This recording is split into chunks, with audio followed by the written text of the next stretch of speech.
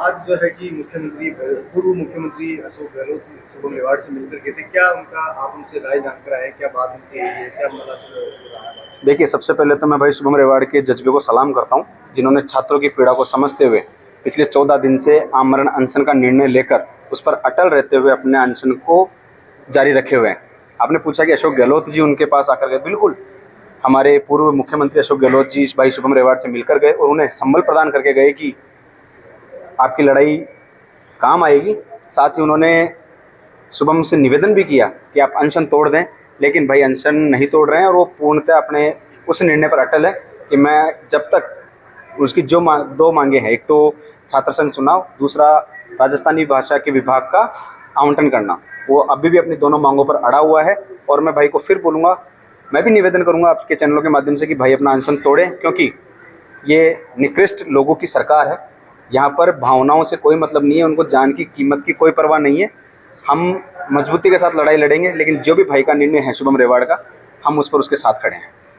अभी एक खबर ये निकल कर आ रही है अशोक गहलोत के ट्विटर हैंडल से कि जो है पानी पिला दिया गया है शुभम रेवाड़ को। और एक चीज हमने ये अभी न्यूज के माध्यम से देखी कि शुभम रेवाड़ की तबीयत बिगड़ती हुई नजर आ रही है।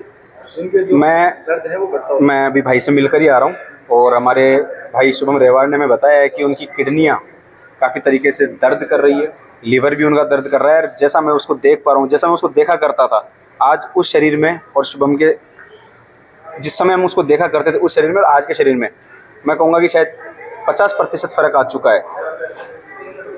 आपने गहलोत जी की बात की, हाँ उन्होंने पानी पिलाया, लेकिन जो शुभम ने बातें रखी थी कि मैं पानी तक नहीं पीऊँगा, मेडिकल तक इलाज नहीं लूँगा, शुभम ने पानी तो पी लिया है लेकिन अपना आमरण अनशन जारी रखा हुआ है। और वो मेडिकल जो है नहीं ले रहे हैं। हाँ, मेडिकल भी नहीं ले रहे हैं। हमने सबने उनसे रिक्वेस्ट की है कि मेडिकल ट्रीटमेंट जारी रखें, लेकिन मैं और अभी मतलब जानकारी भी हमें मिल पा रही है कि भजनलाल शर्मा जी की शुभम से बात हुई है और जो राजस्थानी विभाग का मामला था, जो मांग थी, उस पर काम हो रहा है।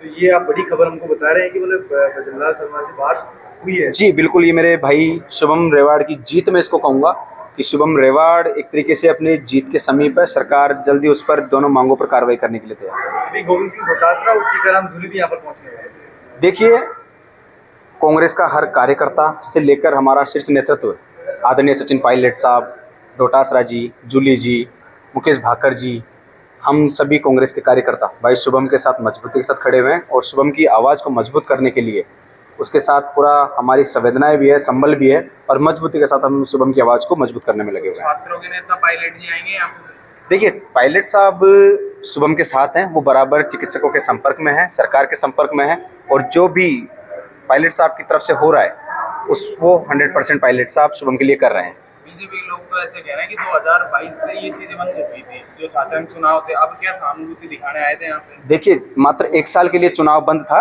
उच्च शिक्षा नीति को लागू करने के लिए चुनाव बंद किया गया था, और उसके बाद में सरकार कांग्रेस की नहीं रही, तो हमारे पास वो अवसर नहीं रहा कि हम इसको वापस लागू कर सकते थे या चालू कर सकते थे। सरकार भाजपा की है और युवा हितैषी सरकार अपने आप को बताती है, तो युवा हितैषी होने का प्रमाण यहाँ पर जाहिर करें। एक युवा पिछले 14 दिन से भूख के प्यासे, मैं इसको कहूँगा कि मरणासन के ऊपर वो लेटा हुआ है, तो सरकार को बड़ा दिल दिखाते हुए इन छात्रों की बात को सुनना चाहिए।